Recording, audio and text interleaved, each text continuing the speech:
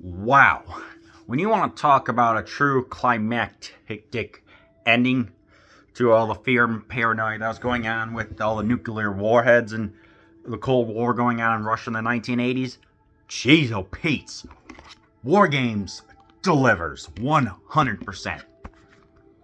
Matthew Broderick of Ferris Bueller's Day Off and Ali Sheedy, The Breakfast Club, star in this compelling drama filled with action, suspense, and high-tech adventures, featuring superb performances by Dabney Coleman and Barry Corbin. WarGames is brilliant, funny, provocative. New York, a fast-paced cyber thriller.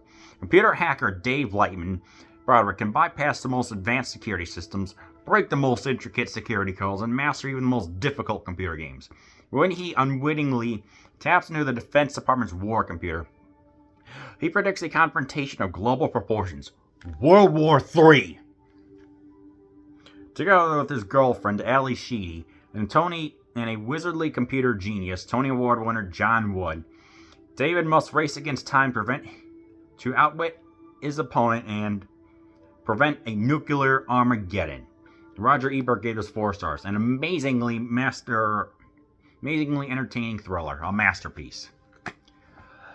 When you got movies that deal with just explicit imagery about what could happen with nuclear fallout and everything else, it's kind of refreshing to see a more tense, from the war room drama going on. Just the fact alone that they got Broderick, who was 14, 15 at the time to play, is they show his skills in playing Galaga and Galaxian, and eventually how he's able to just hack straight forward into any computer system. There's a lot more to hacking than just a couple of words and stuff like that. It's knowing Linux, it's knowing Cobra, Python, C++, things like that.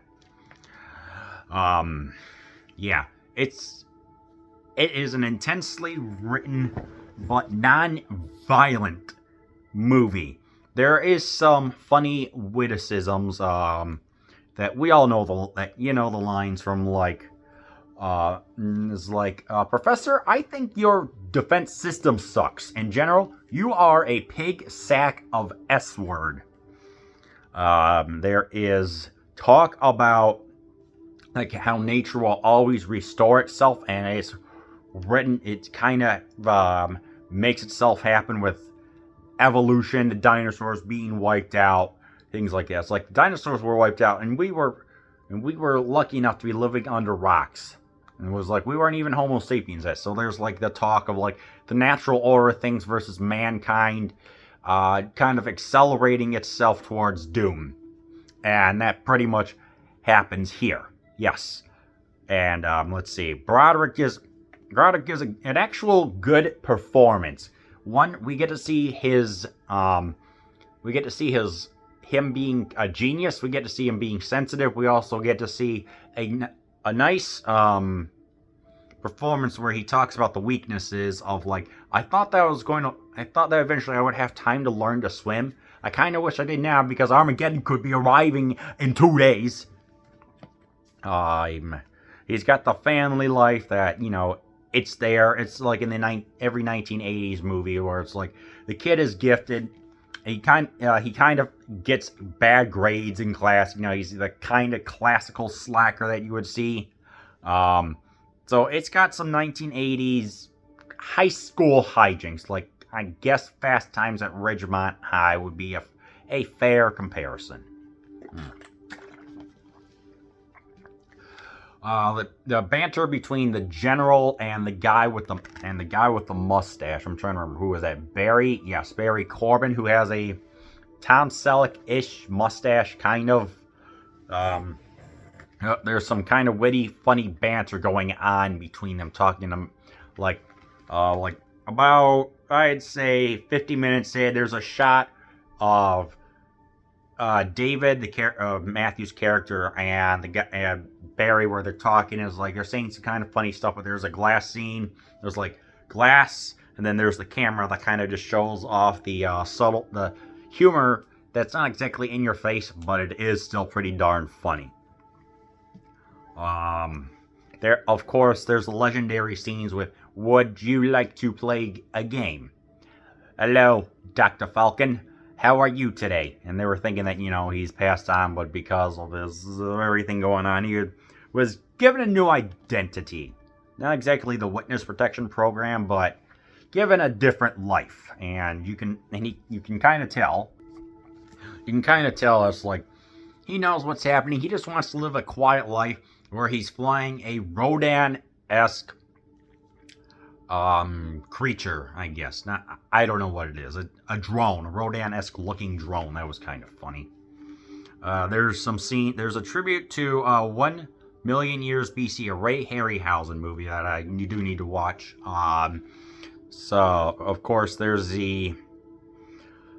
the true ending of where they are doing everything they can to stop Joshua, the computer, from trying to induce Armageddon, and they do everything that they can. They comes this close to launching. I mean, this is really intense stuff without being violent. And then the computer itself is trying to learn what's going on in tic-tac-toe. I mean, geez, oh Pete. It's just intensive stuff. And you just look at it, you're like, yeah. It's like the computer is trying to learn how, what will happen when all the nuclear warheads will launch. No one wins. So it's an anti-nuclear war message that a lot more people need to bloody watch, okay? Especially with all the stuff going on. Show them this. This movie and Godzilla will change their minds, people. Alright? I'm 100% anti-nuclear and 100% anti-war. This movie is kind of a confirmation that, yeah, you need to see this. And this is also where DEFCON 1 through 5 exists. That has entered the lexicon of 5 being peaceful and 1 declaring war. I guess another funny scene was President's on the line, and they're also talking to another person saying, "You are full of S word." No, not you, Mr. President. So that was pretty funny. It's like the language here works because of the tension and everything else. There is some pop music in the beginning that deals with video arcade or something like that I need to listen to. It's fine. There is kind of an eerie synth scene. Not too eerie, but enough to highlight some tension that's foreboding of what's going to come later. I mean, this is a really, really smart computer. And it was also used with the Army saying, hey, there's the potential for personal computers going on. Let us demonstrate how this can be used. And it's actually really... And it was shown with the Army, and it kind of gave, a year later, it was determined that hacking is illegal, and in 1986, another act was passed to make it super illegal. And it was some person, Henry Scott Lewis, who hacked into the Pentagon, but he can't exactly comment on if he did or not, so it was, solved internally. Yeah, I mean, yes. So, how do I ultimately feel about this? It's got a little bit of the high school hijinks of the intelligent slacker who can hack in well. You've got the